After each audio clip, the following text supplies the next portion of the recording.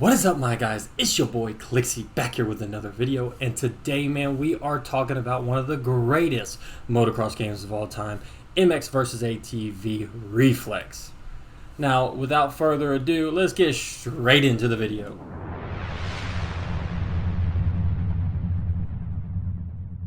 The very first thing we're going to talk about, man, is just the feel of the game. So, the game does have mediocre graphics.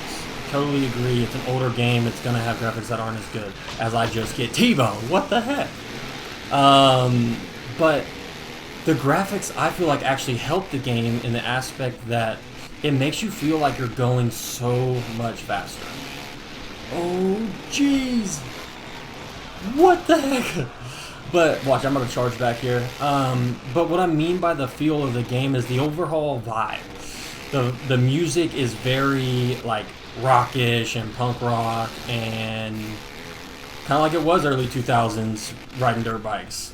And it's cool to me because there's not many games that I feel like capture riding a dirt bike as well as Reflex does, for the simple reason that Reflex is crazy. It's controlled chaos, and the game lets you ride on the edge without having to worry about dying, because you can simply respawn or whatever. So, in my opinion, the number one biggest thing is the way the game feels. The way that, and we'll get into the way the bike feels and everything handles in just a moment, but we're just talking about like the look, overall feel of the game, graphics, and I think it actually helps the game that the graphics aren't as good, because it kind of has like that blurry effect whenever you're riding really fast, and it makes you feel like you're going freaking 100 miles per hour. The second thing that makes Reflex stand out and as a really good video game is the tracks. The way the tracks are made. Watch, I'm going to show you as these guys go a little bit faster. I'm going to try and show you them hitting it, and then, so look on the right. You see that hump? Look at the different in lines. So the right hump will jump all the way on the box. The second one on the left just clears that little double, and then that's it. And so we're going to go to a couple of these jumps just to show you guys what I'm talking about. But it's not just like this on Ford Dodge. I'm going to show you a couple different ones. Same here. On the right, you can jump that the triple, and then on the left, you can jump the single. It just allows a lot of options for the player, and it's a lot of fun. Same thing here. There's one on the left. This one right here jumps you that double if you had more speed, and then on the left it jumps the triple, and then you go same thing here, although that guy didn't really do it, but same thing here. It's like that on almost every jump. It's honestly insane, and it makes the game so much more fun because you just have no idea what line someone's going to take. As I almost hit my head. So I'm going to show you on a couple more jumps, and then we'll go to a couple different tracks, and I will also show you them there. So as we come into this right hand, you can hit the outside and jump on top. Oh, I didn't jump on top. This is Kingston round one. If you look right here on the right, if you hit this, you jump to that triple in the back, to this one right here. Right here. You land on top and then jump off, and then all the way to the back. Whereas the left, you actually jump the double instead of the triple. It just changes up the line a little bit, man. And it's not every track. It's not. But if they can do a track or a couple of track, that is exactly what is needed. And whether it has two different lines or not, it's important that the flow is correct. Like these games nowadays, like Supercross 6 that's going to be coming out, all those Supercross games and the later MX games, like sometimes they just don't flow. Sometimes they get the scaling off a little bit, but this game nails the scaling to a T. It feels like you're on the track you're supposed to be on, and it feels like your bike is tuned well for the track, and see, just like that, there's the double all the way out, versus where the other one would be the triple, and then you'd work your way out. So now we're just going to flip to the track so you can see them all. First up, the national track. I'm just going to pick whoever. Josh Grant's fine. These are your 2 DLC tracks right here, Headshake Hills and Grasslands, and then here's your 8 original. And like I said, most of the Supercross ones, they make it 2 lines by a different way than the Nationals do. So here are the first 2 DLCs for the Supercross, and then we're going to flip through the other 8. But with the Supercross one, like the Fort Dodge, it's the easiest one to show you because it's just very easy to tell the difference in the way the track's made. Whereas other tracks may have slight differences, but they still create the feeling of multiple lines. These are Omnicross, and there's 6 of these. And then we'll pop into the freestyle for just a second. I don't know why I picked the ATV, but we got 2 DLCs again and 6 originals. Man, I feel like that's not bad for an old game, man. There's a waypoint and then another one there too to do. And the last thing about the track that I will mention is this right here. Oops, not that. Right here. Look how long you can go off track before you get reset. And it doesn't slow you down. That's a massive difference between games now and this game. I can go off track right here. Doesn't slow me down. As soon as you go off track in one of the Supercross games, man, it just freaking pulls you to a halt. That's so dumb. So dumb. So watch. We're going to watch me go out of bounds here. As long as I get back, it's cool. Now, if you try to, like, jump the corner, which actually it let me do that, but it didn't give me any advantage. But, like, if you go off the track here, it's okay. You can jump back on the track. I thought that was unheard of in motocross games. Like, I kind of had forgot as a kid and stuff like that some games were like that. But, man, the new games are just, as soon as you get out of bounds, then you are just, nope, you're done, man. You got to go back or you're going super slow. But I do really like it because it does keep the game feeling fast, man. It feels sporadical, chaotic, because it's not slowing you down. Even if you go out of bounds, you just get back on, man. And hope for the best. These base tracks, though, I feel like they are some of the best base tracks in a game that we have to date. They feel perfect for the game. Everything just fits perfectly. So now we'll move on to number 3. We have the AIs in this game.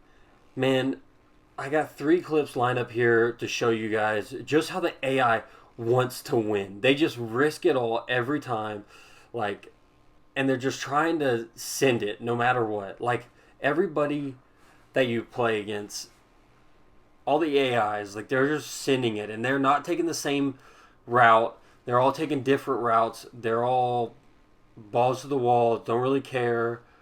But to really understand this, you kind of just got to play the game, so I encourage you really to get in and play the game. But as you watch the AIs here just going back and forth, and I'm in 7th place, and these guys are battling.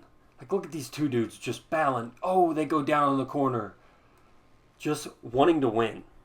Now, number 4 is the way the bike moves and the whips. Watch the way that the bike hits the ground and then boom, it just swaps you like that. That happens in real life, but you don't really get to see it in video games very often without just going straight to the ground. And this game can feel a little bit bouncy at times, which is shown in this video. But I also want to show the corners as well. Like, you can use the Reflex system, which is where you just move the right stick and, like, look at that whip. That thing's crazy. And then you slide around the turn. I mean, that is beautiful. Absolutely beautiful. Now, I know it's not the most realistic thing ever, but, man, video games aren't supposed to be realistic. Now, they are supposed to be realistic to an extent, but that doesn't mean we're trying to play MX bikes.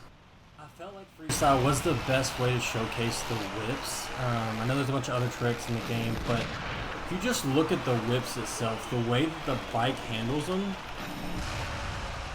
is just perfect. The throttle actually is used in the game the way it is used in real life to bring that front end up. So if it's down, we're going to put the gas on, and it's going to come right back up and kind of start bringing it back.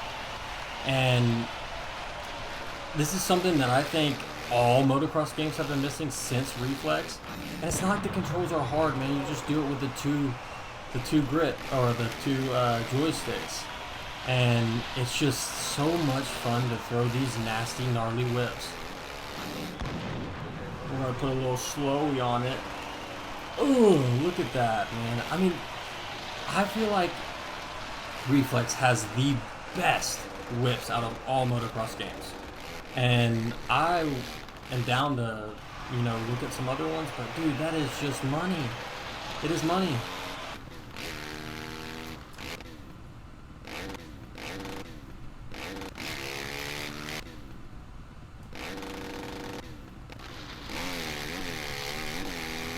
I feel like even by looking at that 360 that I just threw, just the way that the game and the bike moves in the air, being able to use the throttle to your advantage to really just change your trajectory or anything is insane. Like watch, as soon as you put the gas on, front wheel goes up. As soon as you put it on. See, as you can see, I'm just barely putting on that right joystick to get some of that reflex system to make sure you can make that sharp turn. It really just, oh shoot! It really just allows for your bike to be able to slide around a little bit more, which I feel like is something that is in you know, real motocross that we don't get a whole lot in games, or if you get in games it's too slick, or you know, or the bike has too much grip. It's always something. But as you can watch going in this turn, I throw in that right stick right there, make the turn, and almost bust out the triple. If I was really trying to, I probably would have.